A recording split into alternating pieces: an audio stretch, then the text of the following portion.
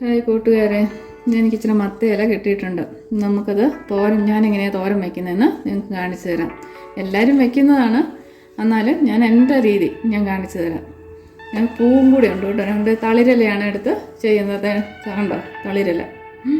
ഇത് തണ്ടും എല്ലാം, പൂവ് കുറച്ചേ ഉള്ളത് വെച്ച് നമുക്കത് ചെറുതായിട്ട് അരിഞ്ഞെടുക്കണം. കുത്തി എടുക്കണം. ഈ രീതിയിലാണ് ഞാൻ അരിഞ്ഞെടുത്തത്. കണ്ടോ, പൂവുണ്ട്, എല്ലാം ഉണ്ട്. ഈ വലുപ്പത്തിലാണ് ഞാൻ അരിഞ്ഞെടുത്തത്. ഇതിനെക്കാളും ചെറുതായിട്ട് അരിഞ്ഞാലും കുഴപ്പമില്ല. ഞാൻ ഈ വലുപ്പത്തിൽ അരിഞ്ഞെടുത്തിരിക്കുന്നു. ഇനി നമുക്കിതിനുള്ള അരപ്പ് തയ്യാറാക്കണം. ഇനി നമുക്ക് അരപ്പിനുള്ള കൂട്ട് റെഡിയാക്കാം.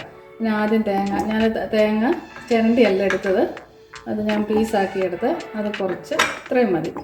പിന്നെ കുറച്ച് കാന്താരി മുളക് ഇല്ലാത്തവർക്ക് അല്ലാത്ത സാധാരണ മുളക് വേണേലും ഇടാം. ഞാൻ കാന്താരി എനിക്കുണ്ട്, അതുകൊണ്ട് ഞാനതിട്ടു. പിന്നെ കുറച്ച് കൊച്ചുള്ളി അത് ചെറുതായിട്ട് മുറിച്ച് അതും ഇട്ട് കൊടുത്തു. അതിന് ശേഷം ഇച്ചിരി മഞ്ഞൾ പൊടി, ഒരു 1/4 ടീസ്പൂൺ മഞ്ഞൾ പൊടി ഇട്ടു.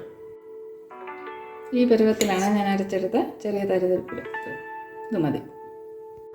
ചൂടായ ചട്ടിയിലേക്ക് നമുക്ക് ഇനി അല്പം എണ്ണ ഒഴിച്ചു കൊടുക്കാം. ഇത് കടുക് താളിക്കാനുള്ള എണ്ണയാണ്. എണ്ണ ചൂടായി നമുക്കപ്പം കുറച്ച് കടുക് ഇട്ട് കൊടുക്കാം.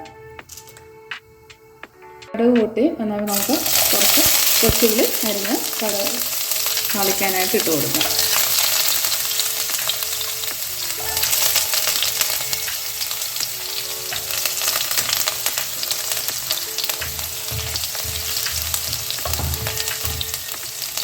അങ്ങനെ ഇളക്കി കൊടുത്ത് നമ്മൾ സാധാരണ കടുക് പൊട്ടിക്കുന്നത്. ഉള്ളി മൂത്ത് വന്നു. അപ്പം ഞാൻ സാധാരണ ഇങ്ങനെ ചെയ്യണമെന്നില്ല. ഞാൻ പക്ഷേ ഇത് ഇച്ചിരി രുചി കിട്ടാൻ വേണ്ടി ഞാനൊരു മുട്ട പൊട്ടിച്ച് അതിനകത്ത് ഒഴിച്ച് അതും കൂടെ ഒന്ന് ഇളക്കിയെടുക്കും.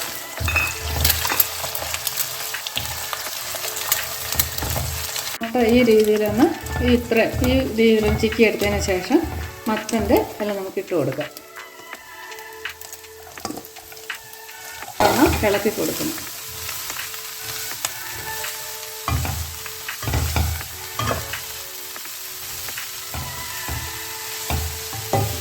ഇതൊന്ന് നല്ലോണം വാടി വരണം. നല്ലോണം വാടി കഴിഞ്ഞിട്ടാണ് നമ്മൾ അരപ്പിട്ട് കൊടുക്കേണ്ടത്. ഇത് വാടിയതിന് ശേഷം നമുക്ക് അരച്ച് വെച്ച് അരപ്പിട്ട് കൊടുക്കാം.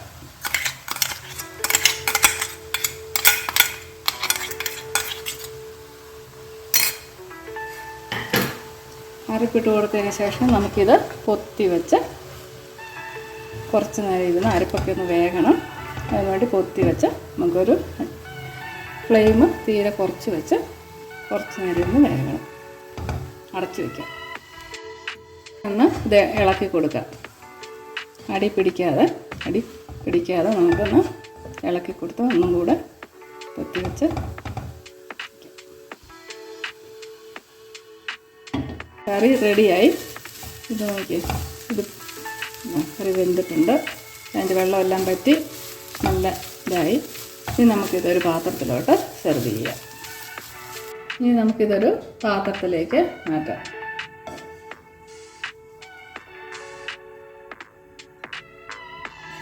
അപ്പോൾ കൂട്ടുകാരെ, നമ്മുടെ കറി റെഡിയായി. ഇത് എല്ലാവരും ഒന്ന് പരീക്ഷിച്ച് നോക്കുക. നിങ്ങൾക്ക് റെസിപ്പി ഇഷ്ടപ്പെട്ടെങ്കിൽ നിങ്ങൾ ലൈക്ക് ചെയ്യുക, ഷെയർ ചെയ്യുക, സബ്സ്ക്രൈബ് ചെയ്യുക. ഇത് നിങ്ങൾ ട്രൈ ചെയ്ത് നോക്കുമല്ലോ. നല്ല ഹെൽത്തി ആയിട്ടുള്ള ഡിഷാണ്. നിങ്ങൾ എങ്ങനെയാണ് ഈ ഡിഷ് ഉണ്ടാക്കുന്നതെന്ന് നിങ്ങൾ കമൻറ്റ് സെക്ഷനിൽ പറയണേ.